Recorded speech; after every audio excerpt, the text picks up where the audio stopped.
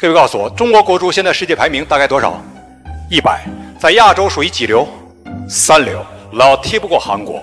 我问你，人种有差别吗？那为什么老踢不过韩国？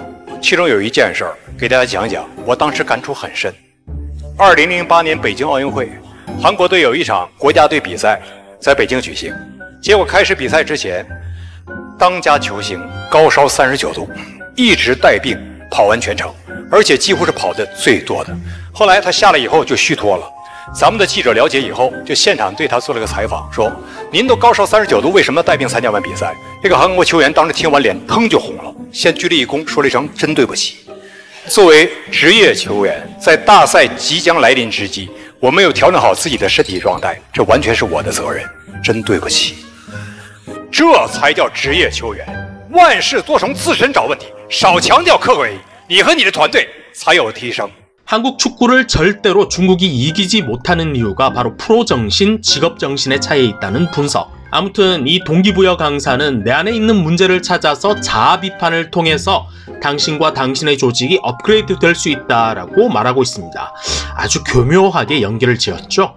프로 정신은 자아 비판에서 오고 자아 비판은 조직의 발전을 가져온다라는. 물론 자아 비판이 의미 있는 경우도 있지만 주로 콩사탕 독재를 강화하는 수단으로 사용이 됐던 중국인데 참 재밌네요.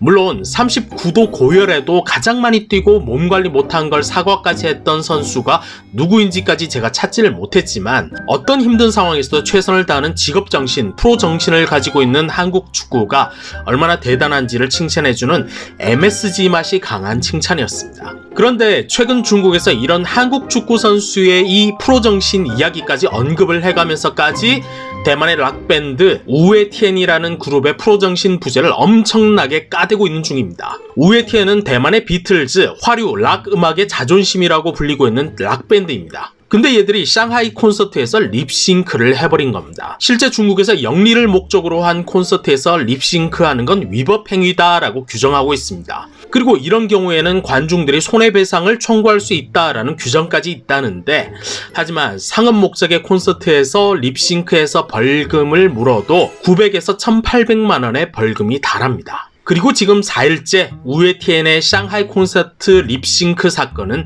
중국 커뮤니티 실검 상위를 장악 중이죠. 그리고 네티즌들도 중국 언론들도 이 사건을 비판하는데 거침이 없습니다. 연애 ING라는 노래는 나도 KTV에서 라이브로 노래한다.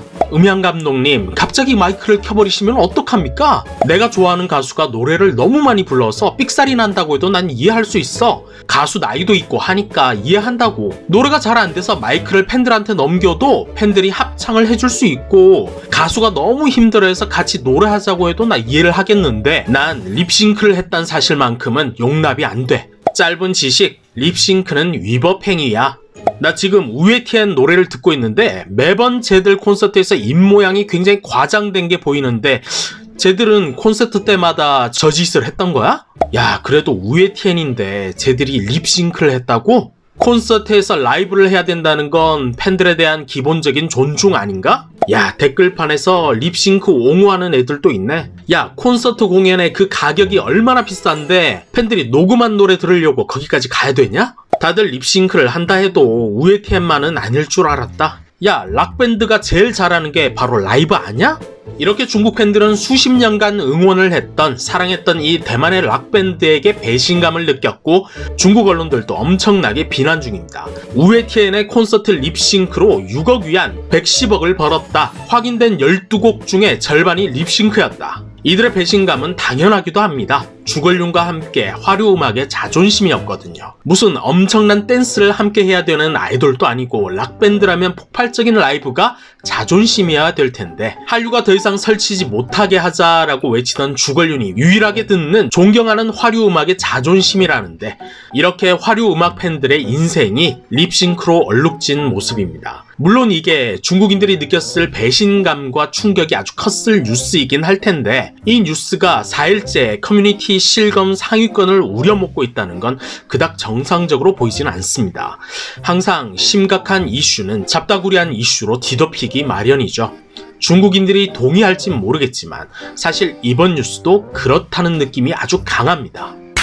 한 중국 여성이 개인 차량을 이용해서 티벳으로 신혼여행을 떠났습니다. 그런데 갑자기 찾아온 고산병 증세 때문에 교통사고가 아주 크게 났죠. 이 여성은 생명이 위험할 정도로 크게 다쳤고 엄청난 양의 수혈이 필요했던 상태였는데 현재에선 그만큼의 혈액량을 조달할 수 없었답니다. 하지만 상하이 정부 관료이던 가족과 친척들의 권력이 총동원됐고 상하이 관련 기관이 티벳 정부에게 명령을 하달합니다. 현지 공무원, 경찰, 소방대, 군인들 총동원해서라도 A형 혈액을 뽑아내라. 그리고 이렇게 7리터에 가까운 혈액을 만들어내는데 성공을 했고 이 여성의 가족은 빌린 돈이라는 2억 8천만 원으로 전용기를 준비해서 이 여성을 사천성에 있는 병원으로 이송을 합니다.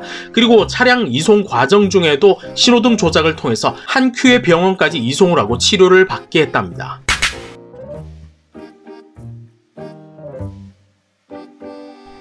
그런데 이런 소식이 어떻게 외부로 전해진 건가? 바로 사고가 났던 중국 여성이 회복 후에 자신의 웨이보로 이런 내용들을 모두 공개했고 자랑 아닌 자랑을 해버린 겁니다. 나 죽다가 살아났는데 이런저런 일이 있었고 야 우리 이모 대단하지 않냐? 그리고 이 내용을 본 중국 네티즌들은 난리가 났죠. 일반 인민들은 병원에서 항상 굽신굽신 거리면서도 제대로 된 치료조차 받기가 힘든데 당신은 도대체 무슨 금수저길래 공무원들이 총동원되고 신호등이 홍해처럼 길을 터주고 현재 모든 고급 인력들이 당신을 위해서 헌신하게 만드냐고. 그러자 저건 특혜가 아니라 저런 상황을 안타깝게 지켜본 현지 정부가 저 환자를 도와주려고 했던 미담일 뿐이다 라고 누군가가 이렇게 포장을 하려고 했지만 일부 기자들이 취재에 나서서 함정을 팠습니다.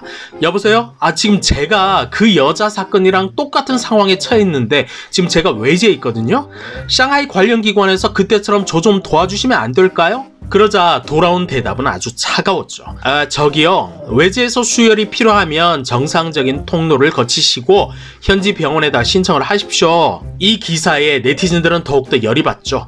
아니 왜 저 여성은 상하이 기관이 나서서 티벳 정부의 협조까지 요청을 해주면서 다른 사람이 도움을 요청하니까 정상적인 통로를 거치라라는 차가운 답변만 내놓느냐라는 겁니다. 그리고 네티즌 수사대들이 나서서 한 사람을 찾아냈는데 이 여성이 아마도 사고난 여성의 친척이라고 추측하고 있습니다. 슈엔홍, 중국인민공화국 정치인물, 현직 국가중의학관리국 당조서기 국장, 그리고 중화전국부녀연합회 부주석. 그리고 기자들이 이런 내용을 역으로 질문을 했다는데 사고난 여성의 가족과 친척들은 묵묵부답이랍니다. 보통 중국이란 나라를 설명할 때 관시, 관계의 나라라고 설명을 합니다. 중국 네티즌들도 너무 잘 알고 있기에 더 분노할 수밖에 없는 거죠. 하지만 중국인들 위에 군림하는 그들은 이까이거 별거 아닙니다.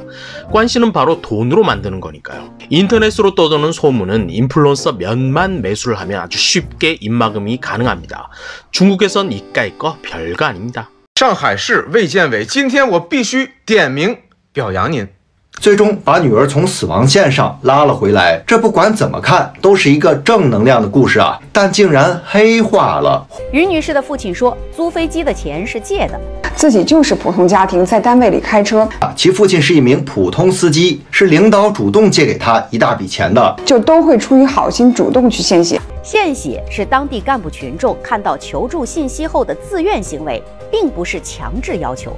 好事必须要传扬。无论如何，生命至上。生命是无价的，生命是平等的。 이제 인플루언스가 준비가 됐으니까 댓글 부대도 살짝 꿍 동원을 해주면 깔끔해지겠죠. 인기 댓글 순으로 나온 걸 그대로 캡처를 했는데 하나같이 아주 기분이 좋은가 봅니다. 굿굿입니다. 그래도 한 네티즌은 여전히 깨어서 진실을 말하고 있죠. 군중들을 바보로 아는구나? 아주 대단한 통찰력이 엿보이는 댓글입니다. 프로 중국인은 환경 탓, 남 탓, 관료 탓을 하지 않습니다. 일단 자아 비판부터 하는 겁니다. 내가 한 생명을 살리려고 저렇게 사람들이 노력한 사건을 너무 비판적으로만 봤구나. 내 탓이다. 내 어찌 저 윗분들의 고귀한 뜻을 헤아릴 수 있겠느냐. 역시 프로 중국인은 자아 비판부터 하는 거고 이런 자아 비판은 조직을 살릴 겁니다. 시황제 영구 집권을 할 수 있는 동력이 되어줄 겁니다. 共产党没有自己的私利，就是为人民服务。看到你们发展起来，我们才高兴。祝你们家庭幸福，万事如意。共产党没有自己的思路。 쉬는 시간 멤버십 가입으로 이 채널이 쑥쑥 커갈 수 있게끔 함께 해주시기 바랍니다. 그리고 다음 영상도 아주 재밌을 겁니다. 좋아요와 구독으로 응원 부탁드립니다.